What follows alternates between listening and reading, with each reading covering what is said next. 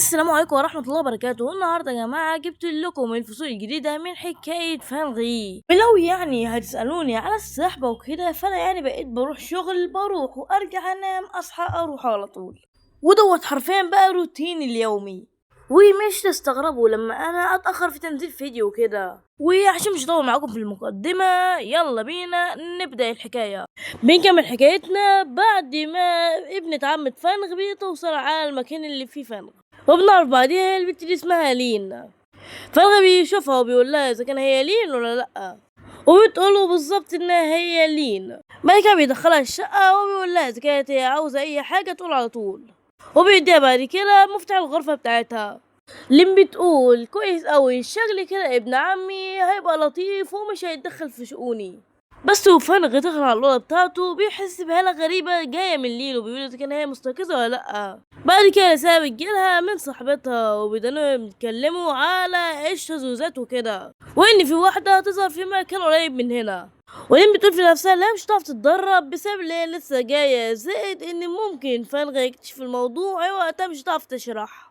وبعد 3 أيام كل حاجة بتبقى ماشية تمام التمام، وفالغ بيكون قاعد بيعزز طاقته وبيقول في نفسه هي ممكن تلاحظ الضوء اللي طلع منه ده. وقتها لين بيجهز العشاء، وفالغ بيقول في سره ايه السبب اللي مخليني لطيف معاها وكده، هي عشان مش تاخد حذرها منه وكده، ومش تعمل حساب ليا. وقتها عرف اكتشف طبيعتها الحقيقية. وبعديها تلفون لين بيرن، وفالغ بيقول لها شوف صديقتك عاوزة ايه، انا اروح لاوضتي وكلميها انت براحتك. ولين وقتها بتستغرب من تصرفاته. وصاحبة لين بتقول ان السجوزة هتظهر بكرة، وهيبقى الساعة 3 بعد الظهر، وفالغ مش بيكون راح في اوضته ولا حاجة، ده بيكون طاير يا ابو عمو. وبعديها لين بتبدأ اللي هي تعزز قوتها، وطبعا فالغ بيكون ملاحظها، ويقول بمستوى الحالي دوت فهي مش تقدر ابدا اللي هي تستكشف قوتي. وفالغ بيقول انا فهمت دلوقتي، هي جايه هنا عشان السزوزه وكده. طب والله بقى ما حدش هياخد السزوزه ديت غيري، وشافوا بقى انتوا هتاخدوها ازاي. وبينطلق بسرعه كبيره الى المكان، ولين بعديها بتكون حاسه بشعور غريب، وبتقول هو كان في حد بيراقبني ولا حاجه. واليوم اللي بعده في بلده تيانغيو، ودي البلده اللي موجود فيها الشذوذه. ولين بعديها بتقابل صاحبتها، وصاحبتها بيقول طب انا عاوز بقى اسالك على حاجه، هو ابن عمك دوت وسيم ولا ايه حكايته بالظبط؟ وقتها بتقول هو شخص طيب، زائد ان هو شخص عادي تماما. والبنت بعديها بيجي لها حرفيا خيبة امل، وبنت تانية بشعر احمر برضه بتوصل على المكان، زائد شوية ناس عادية برضه بتيجي، وكده بيكون اكتمل الفريق. بس بياخدوا بالهم من حاجة كده، هو ان في بنت لسه مش وصلت على المكان، وام شعر احمر بتقول سيبك الحاجة اتعودنا على الموضوع ده. ووقتها فالغ بيكون قاعد بيراقبهم، وبيقول بين كان الفريق دوت مستقر تماما، عشان الاضعف ما بينهم هو بيكون اساسا نجمتين، وكمان اقوى واحد فيهم 3 نجوم.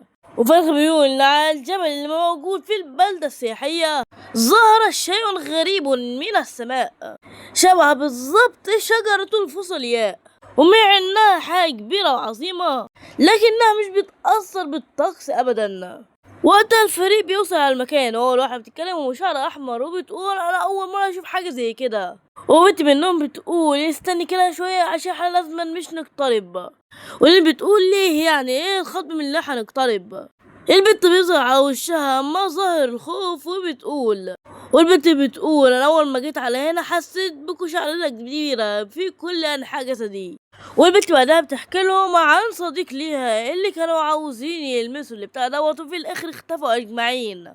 انا حاسه ان مصيرنا ما يكون نفس مصيرنا، موت بدون قبر. احنا اصلا اللي قاعدين بنحاربوا دوت هو الرعب بعينه. انا خلاص بقيت عاوزة انسحب. لين بعدها بتقول طيب انت برضو محقة، انا برضو حسيت بحاجة زي كده، الطاقة اللي موجودة هنا مش زي اي طاقة كنت حسيت بيها، زي ما يكون انها عاوزة تبتلع كل طاقتنا.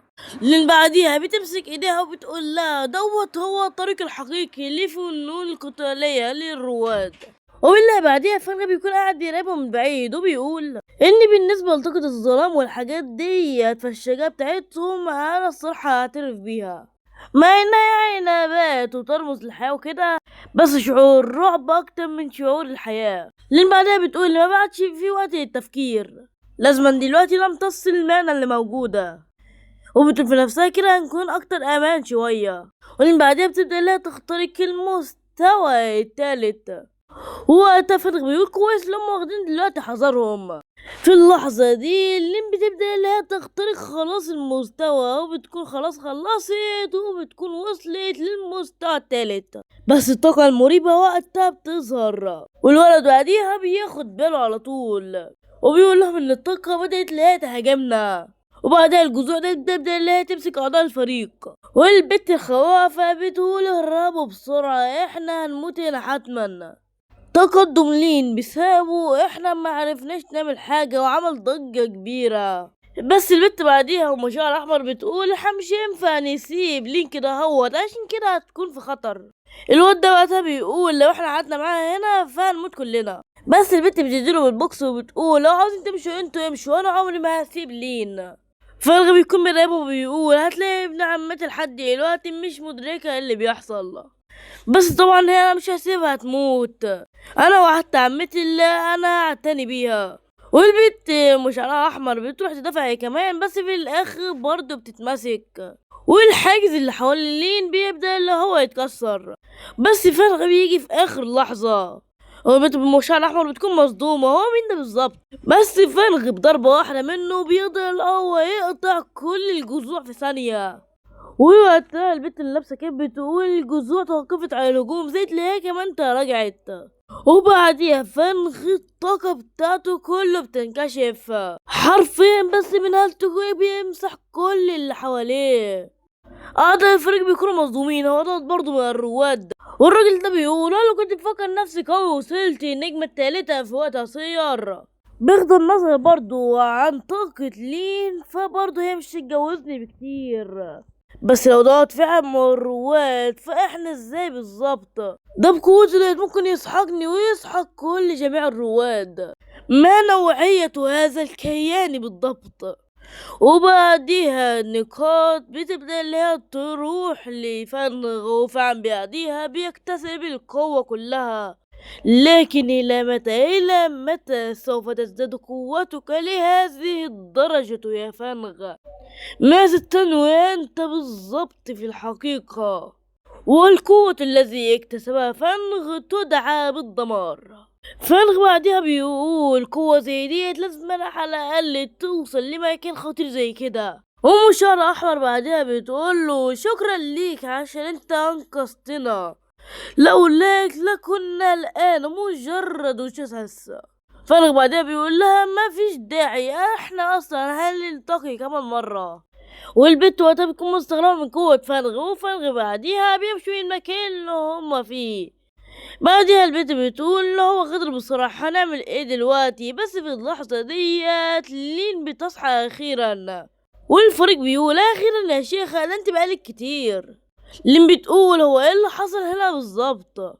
وايه اثار قوة اليانغ دي حتى من بعيد انا اقدر استشعر قوتها. الفريق بيقول هما يقولوا كل حاجة. بعدها لين بنشوفها وهي رايحة على الفندق وبتقول في نفسها يعني في حد فعلا بالقوة دي؟ مع ان قطع الجذوع دي صعب جدا، بس هو يقدر اللي هو يقطع كل الجذوع بضربة واحدة. ده حساسا ايه الشجرة انسحبت على طول اول ما شافت القوة الجبارة. انا لازم اعرف مين الشخص ده. بعد كده بتروح على المنزل وفرغ بيشوفها بيقولها انت جيتي، انت ليه باين على وشك اساسا ان انت متعبة كده؟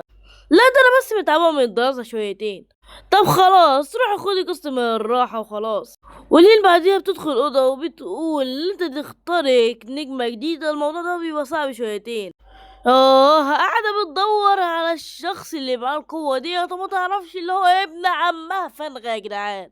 بعد كده بيجيلها رسالة من الشخص اللي موجود معاه في الفريق، وبيقول لها لو انت لقيتي اثر للشخص القوي دوت فابعتي على طول. وقتها بترد عليه بتقول له اكيد اي حاجة اعرف عنه هبعتها لك، بس عندي سؤال، لو هو الشخص اللي كان موجود في تنين منصهر في النهر المظلم فازاي الشخص زي دوت يجي عشان ينقذنا؟ يا شيخ نفسي اعرف شعورك وانت قاعدة بتدوري على الشخص اللي هو اساسا عايش معاكي.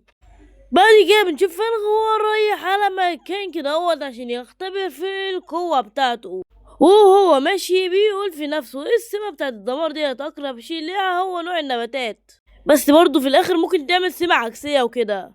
وفهم بعديها بيدنه ماشي لحد ما بيوصل على طول للمكان، وبيدخل بعديها ما بين النباتات، وعلى طول من غير كلام بيبدأ اللي هو يستخدم طاقته، والطاقة بتاعته بتبدأ اللي هي تروح على كل النباتات اللي موجودة حواليه، عشان هي سمة نباتية وكده، وأقرب شي ليها هو طبعا النبات. وبعد تسريبه بعد الطاقة بيشوف فرق النتيجة، وبيشوف على طول الوردة اللي قدامه، على طول بعديها بيروح عشان يلمسها وبيلاقيها بتتحرك. ده النبتة بقت مفعمة بالحيوية.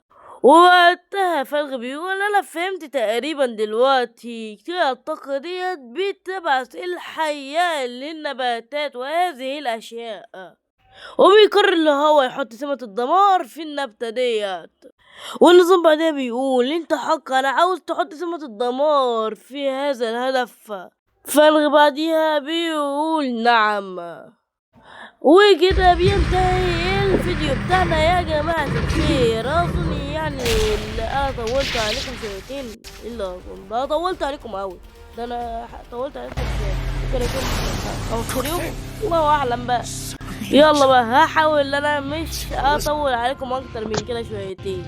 المهم يعني اتمنى يكون الفيديو دوت عجبكم بالنسبة يعني للتطويل وكده. وكده اكون خلصت كلامي، ويلا سايونارا.